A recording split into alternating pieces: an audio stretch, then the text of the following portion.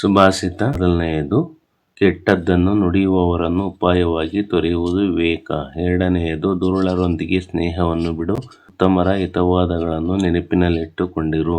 ಮೂರನೆಯದು, ವಿದ್ಯೆಗಿಂತ ಬೇರೆ ಐಶ್ವರ್ಯವಿಲ್ಲ, ನಿರ್ಮಲ ಸ್ವಭಾವಕ್ಕಿಂತ ಬೇರೆ ತೀರ್ಥ ಸ್ನಾನವಿಲ್ಲ. ನಾಲ್ಕನೆಯದು, ನುಡಿದಂತೆ ನಡೆದುಕೊಳ್ಳದವನು ಶ್ರೇಷ್ಠನಾಗಲು ಸಾಧ್ಯವೇ ಇಲ್ಲ. ಶ್ರದ್ಧೆಯೇ ಯಶಸ್ಸಿನ ಕೀಲಿಕೈ. ಐದನೆಯದು, ಆದರ್ಶಗಳಿಗಾಗಿ ಬದುಕುವ ಬದುಕು ಒಂದು ತಪಸ್ಸೇ ಸರಿ. ಆರನೆಯದು, ಪ್ರತಿಭೆ, ಶ್ರಮ ಮತ್ತು ಸ್ವಲ್ಪ ಅದೃಷ್ಟ ಇವುಗಳ ಮಿಶ್ರಣವೇ ಯಶಸ್ಸು. ಏಳನೆಯದು, ಸಂಸ್ಕೃತಿಯೇ ಮಾನವನ ಮಹಾಗುರು.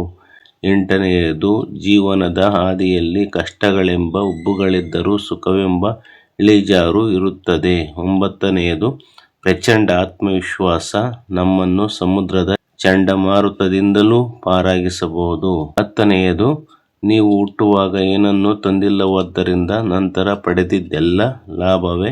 ಹನ್ನೊಂದನೆಯದು, ಸೋಲು ಎಂಬುದು ಮತ್ತೊಮ್ಮೆ ಹೆಚ್ಚು ಚೈತನ್ಯದಿಂದ ಯತ್ನಿಸಲು ನೀಡಲ್ಪಡುವ ಒಂದು ಅವಕಾಶ.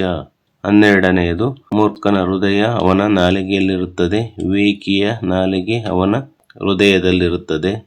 ಫ್ರೆಂಡ್ಸ್, ಈ ವಿಡಿಯೋವನ್ನು ಲೈಕ್ ಮಾಡಿ, ಕಮೆಂಟ್ ಮಾಡಿ ಹಾಗೂ ಶೇರ್ ಮಾಡಿ. ನಮ್ಮ ಯೂಟ್ಯೂಬ್ ಚಾನಲ್ನ ಸಬ್ಸ್ಕ್ರೈಬ್ ಮಾಡಿಕೊಳ್ಳಿ. ಧನ್ಯವಾದಗಳು.